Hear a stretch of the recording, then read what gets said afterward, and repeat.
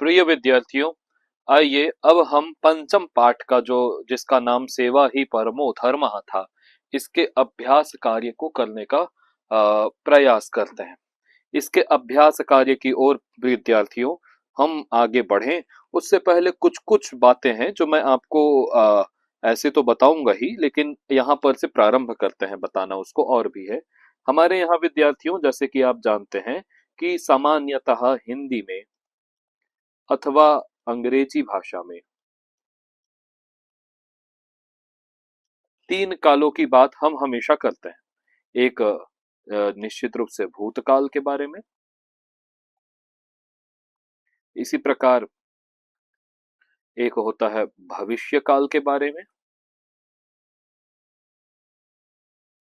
और एक हम करते हैं वर्तमान काल के बारे में बात करते हैं, है ना। इसी को हम अंग्रेजी में पास्ट टेंस कह देते हैं, इसी को हम फ्यूचर टेंस कह देते हैं, और इसी को ही हम प्रेजेंट टेंस कह देते हैं। ये तो आप लोग जानते ही हैं। लेकिन जब बात है अंग संस्कृत की आती है विद्यार्थियों,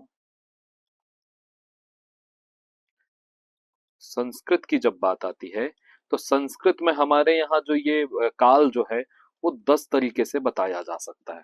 लट लिट लुट रिट लेट लोट लंग लिंग लुंग और रिंग, इस तरीके से 10 प्रकार से जो है हम बता सकते हैं। क्या भेद है उसको आगे हम जानेंगे।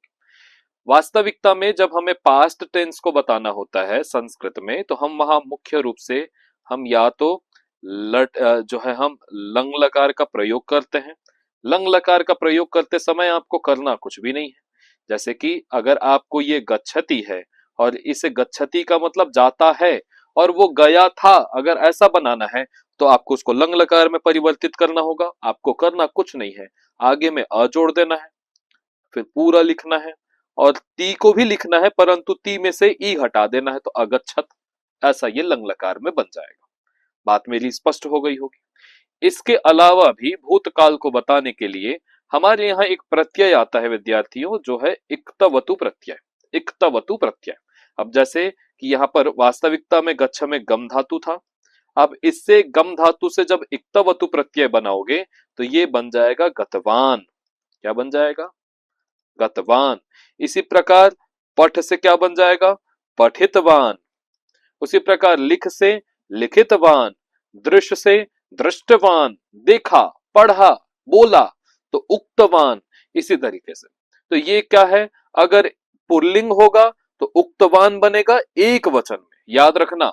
ये उक्तवान या पठितवान ये है एक वचन। यदि एक पुरुष ने बोला तो पुरुषः, पुरुषः एक पुरुष पढ़ा तो हम बोल सकते हैं पुरुषः पठितवान, और बहुत सारे पुरुष पढ़े तो हम बोलेंगे कि पुरुषाः पठितवन्तः। तो ये बहुवचन में हो जाएगा।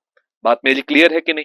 एक पुरुष होगा तो पठितवान, दो अगर पुल्लिंग शब्द होंगे तो पठितवन्तौ, जो यहाँ नहीं दिया हुआ है हम जानेंगे भी नहीं।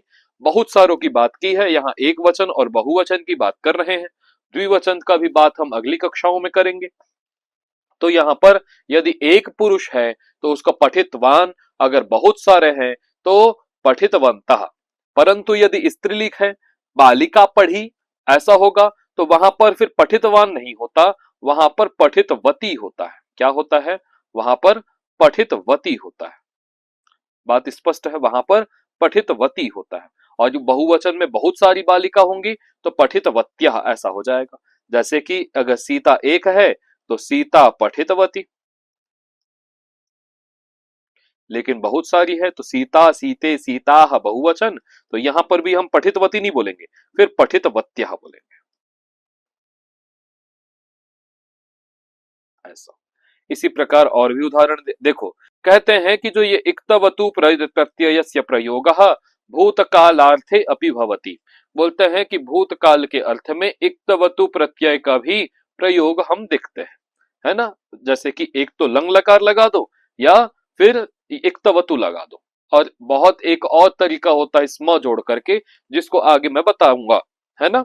इसके बाद उदाहरणी, अब देखो सह, सह माने वह, तो वह के लिए सह क्या है? पुल्लिंग में आता है क्या? तो सह पठितवान। परंतु सा अगर स्त्रीलिंग हो जाएगी तो पठितवती। छात्रः पठितवान, पुल्लिंग है इसलिए, और लेकिन राधिका तो पठितवती। बात स्पष्ट है। छात्राः बहुवचन था तो पठितवन्तः, लेकिन बालिकाः पठितवत्यः, यहाँ पर हम बहुवचन का प्रयोग करेंगे। बात स्पष्ट है क्या? इसी प्रकार आप देखिएगा, त्वम पठितवान, तुम पढ़े, त्वम पठितवती, इसी तरीके से, और अहम पठितवान और अहम पठितवती, यहाँ पर कोई अंतर नहीं होता, चाहे अहम हो चाहे वो हो। अगर पुल्लिंग है तो पठितवान, चाहे स्त्रीलिंग है तो पठितवती। ये बात मेरी समझ में आई होगी। प्रिय विद्यार्थियों, आइए अब इस अभ्यास कार्य को करें। पहला अभ्यास कार्य यहाँ पर कहा गया है कि अधोलिखितानां प्रश्नानां एकपदेन पदद्वयेन वा उत्तराणि लिखन्तु। नीचे ये प्रश्न दिए हुए हैं, है ना, कुल मिला के 7 प्रश्न हैं। आप इसका उत्तर जो है या तो एक पद में, एक शब्द में दीजिए, या 2 शब्दों में दीजिए, इससे अधिक से नहीं। बोलते हैं कि कह प्रसिद्ध चिकित्सक आसीत, कौन प्रसिद्ध चिकित्सक थे? तो हम लोग लिख सकते हैं क्या? नागार्जुन। नागार्जुन ही तो थे। अन्यस्मिन् दिवसे कौ आगतौ, तो अन्य दिन में कौन आया? तो वहां पर सहायक के लिए 2 बालक आए थे क्या? तो द्वौ युवकौ आए थे, 2 युवक, द्वौ युवकौ। कह खिन्नः आसीत, खिन्न कौन था? पहला वाला कि दूसरा वाला? तो दूसरा वाला था क्या? तो हम लिख सकते हैं द्वितीयः युवकः, है ना, दूसरा वाला जो युवक था वो खिन्न था। रुग्णस्य परिस्थिति कथम आसीत, रुग्ण अर्थात उस बीमार व्यक्ति जो रास्ते में मिला था, राजमार्ग में, उसकी स्थिति कैसी थी? तो बोलते हैं कि शोचनीय थी, है ना। नागार्जुनः सहायक रूपेण कम चितवान, नागार्जुन ने सहायक के रूप में किसका चयन किया? तो बोलते हैं कि यहाँ पर द्वितीय पुरुष का किया था ना, द्वितीय, द्वितीयम ऐसा होगा यहाँ पर, द्वितीयम युवकम, द्वितीय विभक्ति का प्रयोग करेंगे। काम बिना चिकित्सकः न भवति, किसके बिना हम चिकित्सक नहीं बन सकते? तो सेवा भावना के बिना, है ना। तो सेवा भावनाम बिना, सेवा भावना के बिना हम नहीं बन सकते। नागार्जुनः युवकौ केन मार्गेण गंतुम सूचितवान, नागार्जुन ने दोनों युवक को किस मार्ग से जाओ ऐसा कहा था? तो बोले थे क्या? राजमार्गेण,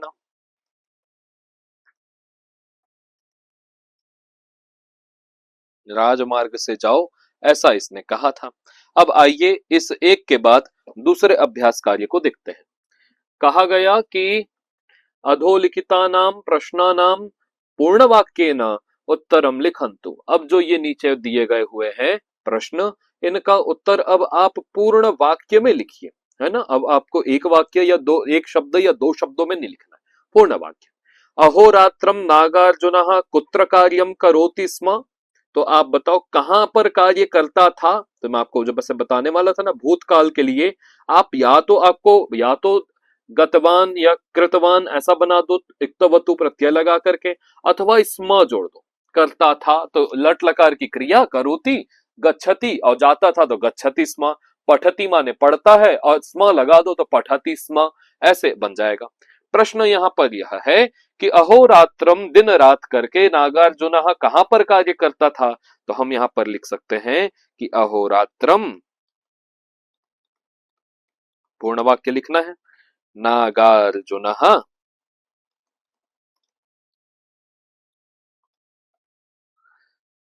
प्रयोगशालायां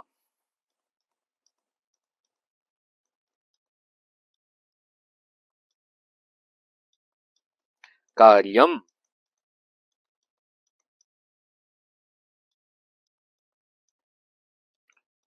करोति स्म, है ना। इसके बाद पूछा है कि नागार्जुन महाराजम किम निवेदितवान, नागार्जुन ने महाराज से क्या निवेदन किया? तो कहा गया कि नागार्जुन महाराजम, क्या निवेदन किया कि हे महाराज,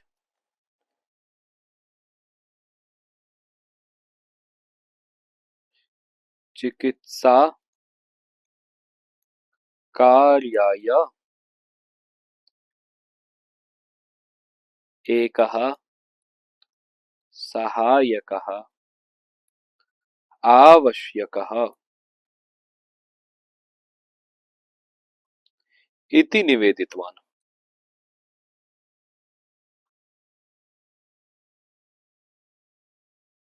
नीचे लिख देता हूं, है ना, ऐसा ही रहेगा।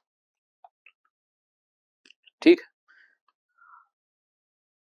फिर प्रश्न आया कि प्रथमः युवकः कथम कार्यम कृतवान। पहले युवक ने कैसे कार्य किया। तो प्रथमः युवकः, प्रथमः युवकः स्वनिष्ठां प्रदर्शयितुं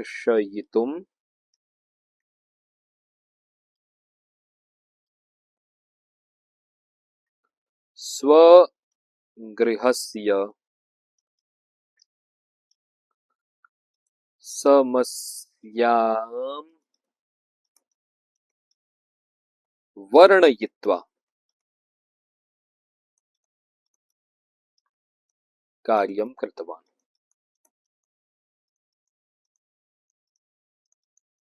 अब देखो कैसे किया कि संस्कृत जो है करोति स्म भी हो सकता है, कृतवान भी हो सकता है। इसका होगा कि प्रथम युवक ने अपनी निष्ठा को, कि मैं ऐसे किया हूं, इतनी परेशानी होने के बाद भी मैंने ऐसा किया, इसको दिखाने के लिए अपने घर की समस्या को, समस्या का वर्णन करके फिर कार्य किया, है ना। फिर बोलते हैं कि द्वितीय युवकः राजमार्गे रोगिणम दृष्ट्वा किम कृतवान। ठीक है ना।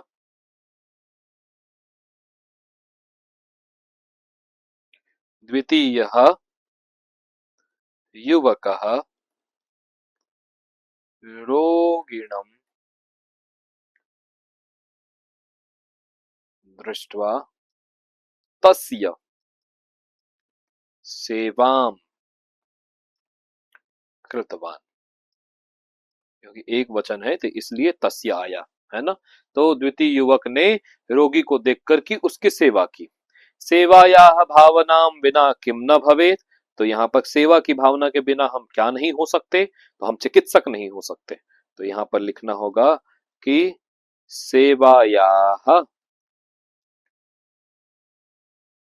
भावनां विना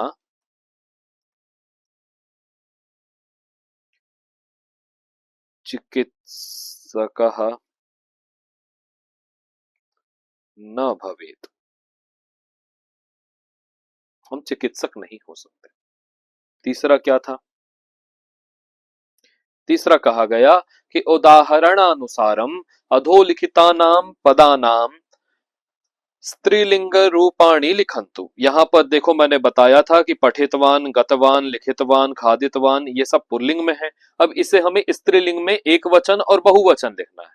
तो पठितवान का यदि स्त्रीलिंग में बनाएंगे तो एक वचन में पठितवती, बहुवचन में पठितवत्यः। उसी प्रकार गतवान का बनाएंगे तो गतवती, और बहुवचन में गतवत्यः। इसी प्रकार लिखितवान का लिखितवती, और यहां हो जाएगा लिखितवत्यः। वत्यः वत्यः जोड़ते चले जाना है। खादितवान तो खादितवती, और हो जाएगा खादितवत्यः। इसी प्रकार क्रीडितवान तो हो जाएगा क्रीडितवती,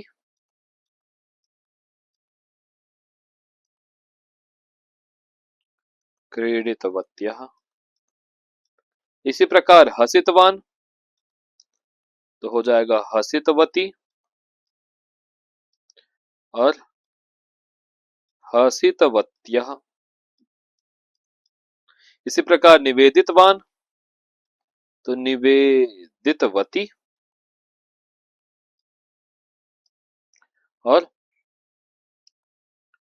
निवेदितवत्यः। इस प्रकार से सूचितवान तो सूचितवती, और सूचितवत्यः। इस प्रकार से हो जाएगा, है ना। अब लिखा हुआ है कि उदाहरणानुसारम अधोलिखितानाम पदानाम पुल्लिंग रूपाणी लिखन्तु। अब जैसे हमने स्त्रीलिंग बनाया, पुल्लिंग को स्त्रीलिंग बनाया, एक वचन द्विवचन, उसी प्रकार अब स्त्रीलिंग के रूप दिए हुए हैं जिसे आपको पुल्लिंग में एक वचन और बहुवचन बनाना है। जैसे पठितवती है, इसका क्या बन जाएगा? पठितवान और पठितवंतः बहुवचन में। कृतवती है तो इसका हो जाएगा कृतवान और कृतवंतः, है ना। इसी प्रकार दृष्टवती तो दृष्टवान और दृष्टवंतः। इसी प्रकार दत्तवती तो दत्तवान, दत्तवानी दत्तवती मतलब दे दी, और ये हो जाएगा दे दिया दत्तवान, बहुत सारे दे देंगे तो दत्तवंतः। प्रक्षालितवती मुंह धो लिया या मुंह प्रक्षत होना, प्रक्षालितवान और हो जाएगा प्रक्षालितवंतः,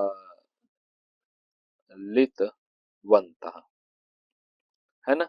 इसी प्रकार धावितवती तो धावितवान या धावितवंतः, इस तरीके से हम कह सकते हैं। अब देखो, अब यहाँ पर आगे आगे देखिएगा कि जो पांचवा अभ्यास कार्य है इसमें कहा गया कि उदाहरणानुसारम वाक्यानि परिवर्तयन्तु। दिया हुआ है वर्तमान काल में, प्रेजेंट टेंस में दिया हुआ है। अब इसको मैंने आपको बताया था कि इक्तवतु का प्रयोग जो है, प्रयोग है, वो किसमें होता है? भूतकाल को बताने के लिए होता है। तो आपको जैसे पीबती को पीतवान करना है, नयामी का नीतवान करना है। आप समझ रहे हो कि नहीं?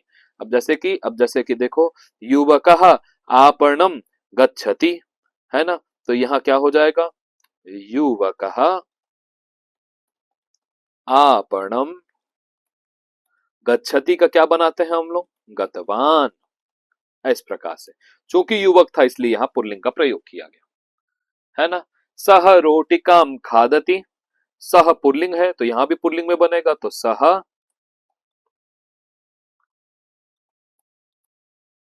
रोटिकाम खादितवान हो जाएगा जब इसको हम इक्तवतु का प्रयोग करेंगे। महिला वस्त्रम ददाति, महिला वस्त्र को देती है तो यहाँ पर महिला है, वस्त्रम है, बिल्कुल ठीक है। ददाती का दत्तवान या दत्तवती, तो हम लोग महिला के साथ है इसलिए हम यहाँ पर लगाएंगे दत्तवती, है ना। इसी प्रकार आगे दिया, बालकः द्विचक्रिकातः पतति, बालक जो है वो द्विचक्रिका कहते हैं किसको? साइकिल को, उससे गिरा। तो हम यहाँ पर लिखेंगे कि बालकः, इसको बदलेंगे तो क्या हो जाएगा? द्विचक्रिकातः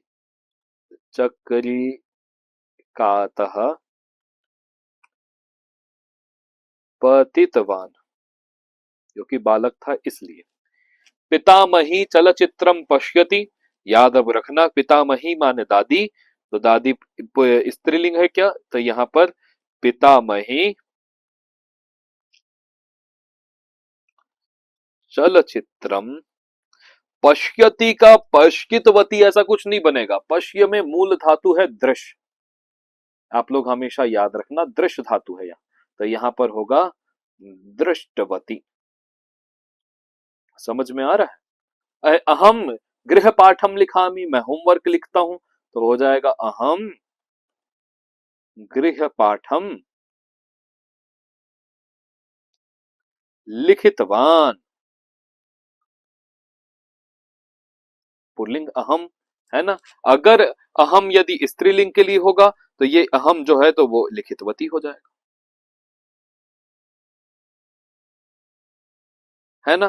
त्वम कुत्र गच्छसि, तुम कहां जा रहे हो, तो यहां हो जाएगा त्वम कुत्र। अगर पुल्लिंग होगा त्वम, अगर तुम से अगर वो पुल्लिंग होगा तो हो जाएगा गतवान, और अगर स्त्रीलिंग होगी तो गतवती, गतवती ऐसा हो जाएगा। इसी प्रकार अश्वाह वने धावंती, तो यहां पर बहुवचन था क्या और पुल्लिंग था, तो अश्वाह वने धावंती। अब धावितवान नहीं होगा क्योंकि अश्व बहुत सारे थे, तो धावितवंता हो जाएगा, है ना। इसी प्रकार बालिकाः शीघ्रम आगच्छन्ति, तो यहां पर देखो बहुत सारे थे क्या, तो बालिकाः शीघ्रम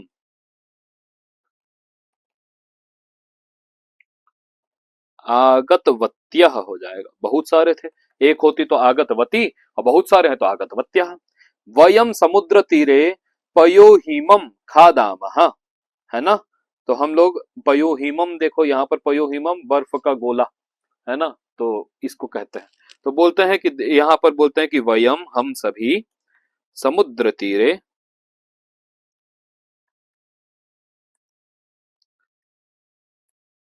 पयोहिमम, अगर ये पुल्लिंग होगा तो बहुत सारे वयम, तो यहाँ पर होगा खादितवन्तः। और अगर ये वयम बहुत सारी अपने के लिए स्त्री भी तो कह सकती है, तो यहाँ पर जो है खादितवत्यः, ये दोनों हो सकता है, ठीक। अत्र इदम अवधेयम, अब यहाँ पर हमको यह जानना चाहिए कि वर्तमान क्रियापदेन सह स्म इति अव्ययस्य योजनेन भूतकालस्य अर्थः भवति।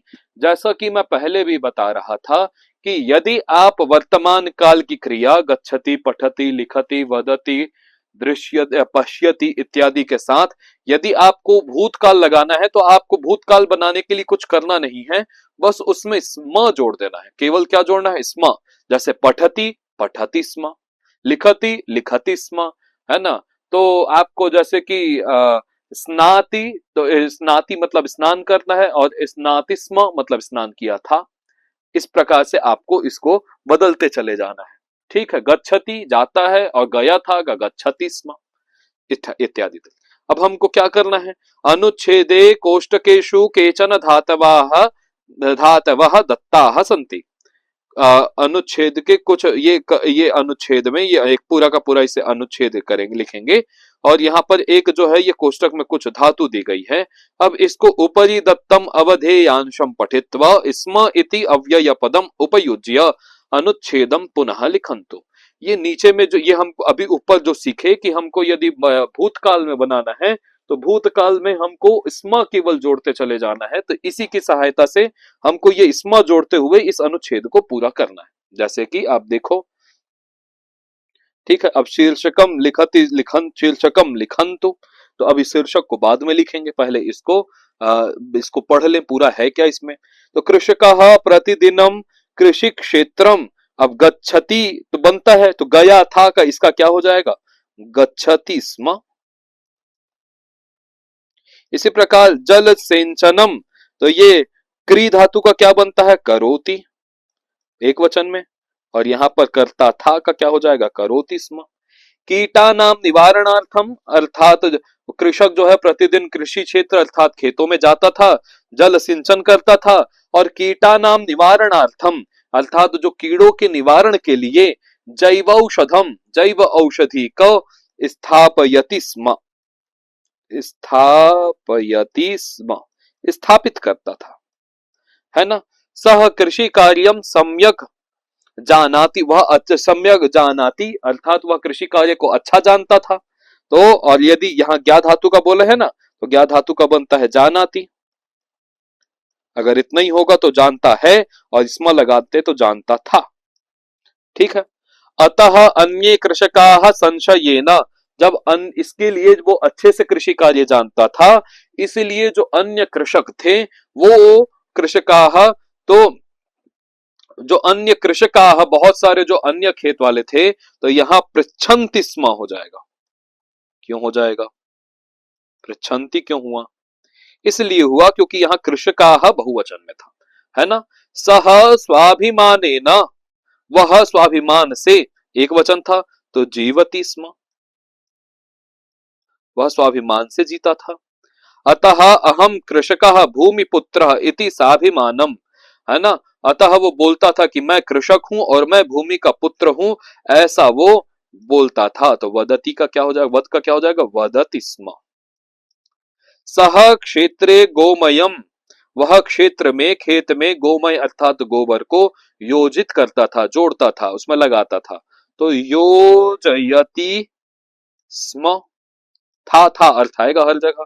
न तो कृतकान पदार्थान, वो बनाई हुई खाद्य सामग्री को जो आर्टिफिशियल है, उनको जो केमिकल से बनी होती थी उन्हें नहीं जोड़ता था। अतः व्रीहे गुणवत्ता अधिका, अर्थात व्रीहि अर्थात गेहूं की जो गुणवत्ता था वो गुणवत्ता अधिक हुआ करती थी।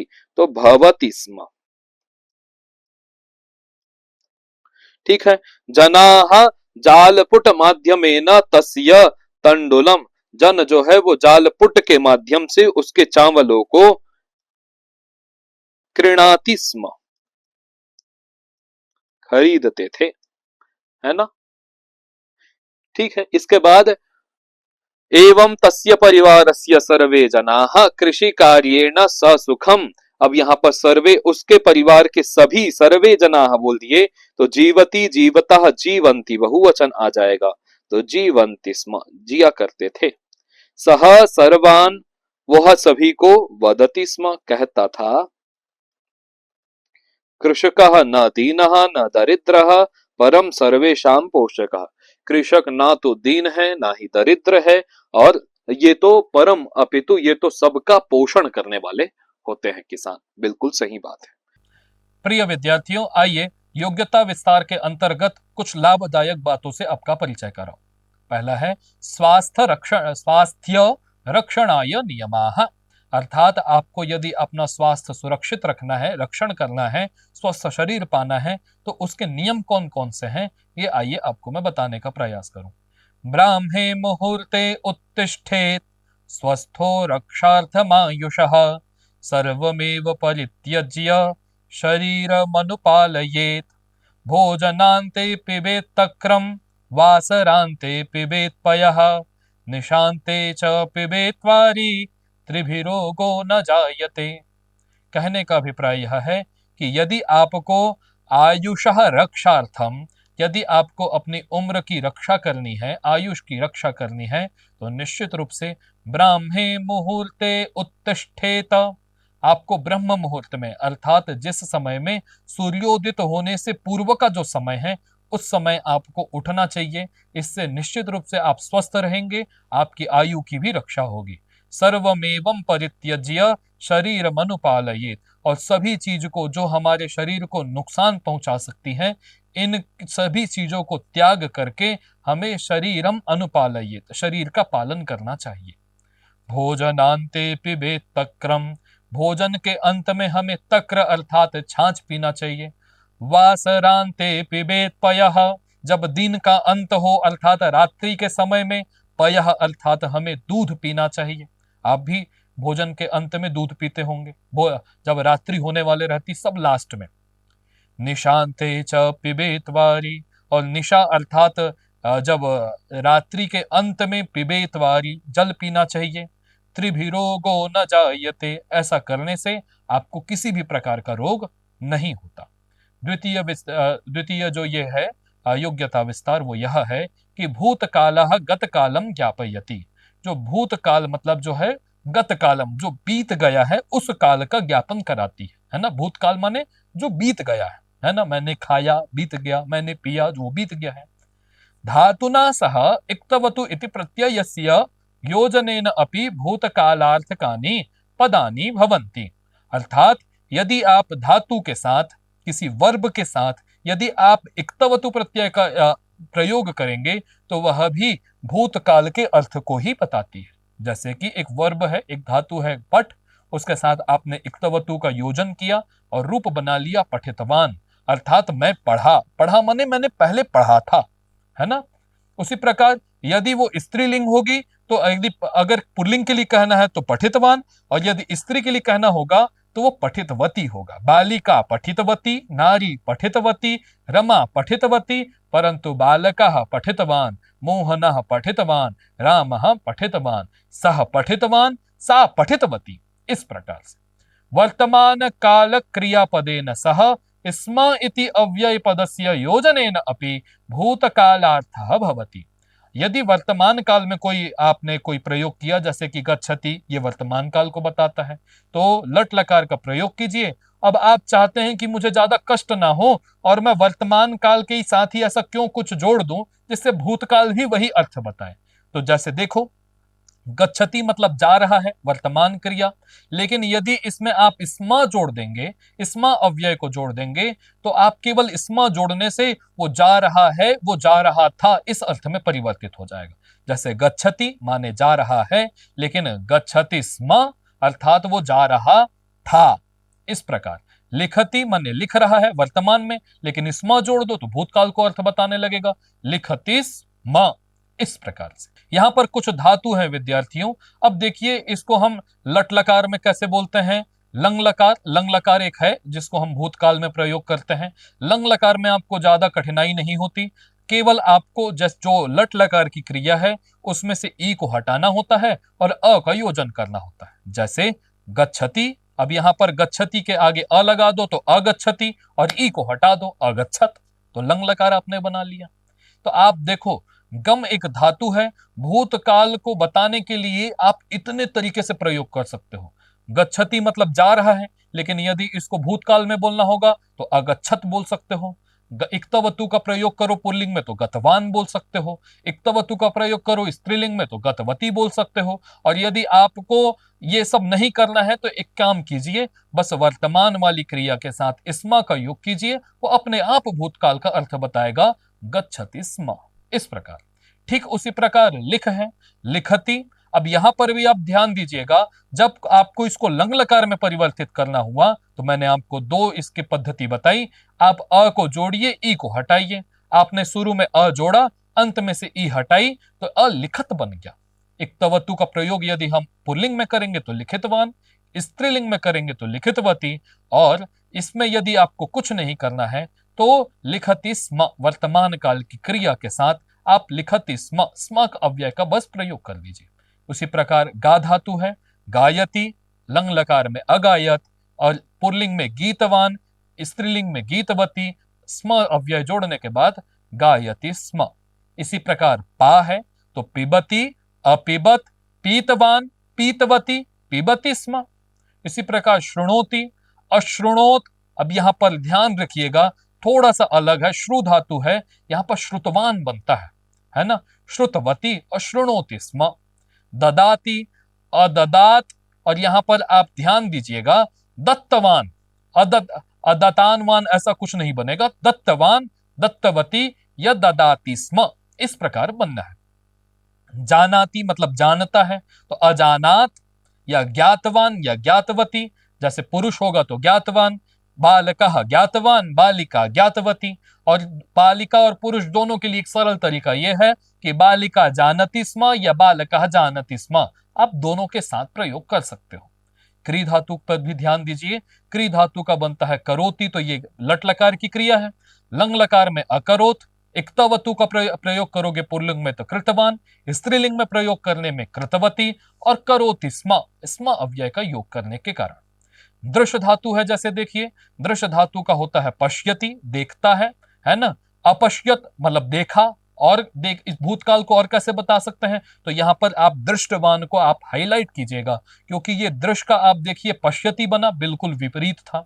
अपश्यत तो दृश्य है, तो वो दृश्यति, दृश्यतः, दृश्यंती नहीं, पश्यति ऐसा रूप चलता है, तो ये बिल्कुल अलग है, इसे निश्चित रूप से आप नोट कीजिए। परंतु जब इक्तवतु की बात आती है तो फिर वो दृश्य का ही प्रयोग करते हैं, दृष्टवान या दृष्टवती, और पश्यति स्म। इसी प्रकार स्था को भी आप नोट कीजिएगा, धातु का मूल है स्था, लेकिन रूप चलते हैं तिष्ठति, अतिष्ठत। लेकिन जब इक्तवतु में बारी आएगी तो फिर से हम मूल धातु का ही प्रयोग करेंगे, स्थितवान या स्थितवती, या हम इसी का स्म का योग करके तिष्ठति स्म ऐसा प्रयोग कर सकते। प्रिय विद्यार्थियों, क्रियाकलाप के लिए भी कुछ चीजें आपके लिए यहाँ पर दी हुई है कि परहितार्थम सेवारतानाम प्रेरकाणाम महात्मानाम जीवन संबद्धाम कथाम संग्रहणन्तु, अर्थात जिन्होंने अपना पूरा जीवन दूसरों की सेवा के लिए, परहित के लिए बिता दिए, ऐसे महात्मा गांधी, ऐसे विवेकानंद, ऐसे आचार्य शंकराचार्य जी, ऐसे तुलसीदास इत्यादि जी के जो जीवन से संबंध कथा का आप संग्रह कीजिए, निश्चित रूप से कीजिएगा। दूसरे में कहा गया कि अस्माकं समाजे कुटुंबे वा सेवा कार्यम कुर्वतः जनद्वयस्य विवरणम लिखन्तु। अर्थात हमारे समाज में या हमारे परिवार में ऐसे दो लोगों का विवरण लिखिए जो आज भी सेवा कार्य को कर रहे हैं। भवतां परिवेशे विद्यमानानाम् आयुर्वेदीय सस्यानां पदार्थानां च नामानि लिखन्तु, तेषां स्वास्थ्य रक्षण लाभान लिखन्तु। अर्थात आपके परिवेश में आज भी आयुर्वेद के बहुत सारे दवाई पदार्थ हैं, उनके नामों को आप लिखिए और स्वास्थ्य रक्षण का लाभ, उनसे क्या क्या स्वास्थ्य रक्षण में क्या क्या लाभ वे दे सकते हैं, उसे आप भी यहाँ पर लिखने का प्रयास करें। यथा बिल्वम पाचन क्रियां वर्धते, अर्थात बेलपत्र जो है वो पाचन क्रिया को और वर्धित करती है। यदि कोई पाचन नहीं कर पा रहा है, यदि अपने खाने को पका नहीं पा रहा है, तो निश्चित रूप से उसे बिल्व का सेवन करना चाहिए। बिल्व फल का तो सेवन कर ही ले, पत्र का नहीं। लवंग दंत समस्या कासम च नाशयति, लवंग अर्थात लौंग जो है वो दांत से संबंधित समस्याओं को नष्ट करता है। तो ऐसे और भी कौन कौन सी चीजें हैं, आप देखिएगा और इसे लिखिएगा। एक नीचे चित्र दिया हुआ है, अधः कानिचन चित्राणि वाक्यानि च सन्ति।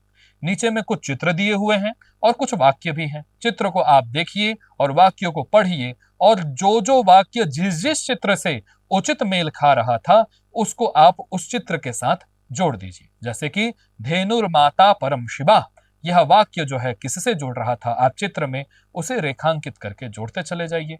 नित्यम माता पित्रोः सेवा, प्रतिदिन माता पिता की सेवा करनी चाहिए। ये निश्चित रूप से पहली वाली लाइन जो है धेनुर्माता परम शिवा, ये चौथे चित्र से मिल रही थी। नित्यम माता पित्रो सेवा, ये तृतीय चित्र से मिल रही थी। रोगातुराणाम उपचारः, ये निश्चित नीचे एक चित्र है उनसे मिल रही है ना। गृह कार्येषु भगिन्याः सहाय्यम, गृह कार्यों में भगिनी की सहायता करनी चाहिए, ये प्रथम चित्र से मिल रहा है। और अंत वाक्य जो है परस्परम कार्य करणे सहाय्यम, परस्पर जो है ये हमको कार्य करने में सहायता करनी चाहिए, ये द्वितीय चित्र से मिल रहा है। इस प्रकार विद्यार्थियों, पूरे पाठ में हम लोगों ने विशेष रूप से सेवा के भाव को जागृत करने का, बताने का प्रयास किया। आप भी निश्चित रूप से परोपकार कीजिए, सेवा कीजिए। धन पदवी विद्या के अतिरिक्त सेवा का होना भी इस जीवन की सफलता में आवश्यक है। इसके अतिरिक्त विद्यार्थियों, हमने इस पाठ में भूतकालार्थक के प्रयोग के लिए इक्तवान, इक्तवतु और स्म अव्यय का प्रयोग करना सीखा। किस प्रकार हम भूतकाल के अर्थ को बता सकते हैं, उसके अनेक प्रकारों को जाना। निश्चित रूप से यह पाठ आपके लिए लाभप्रद रहा होगा। इसी आशा के साथ हर हर महादेव, धन्यवाद।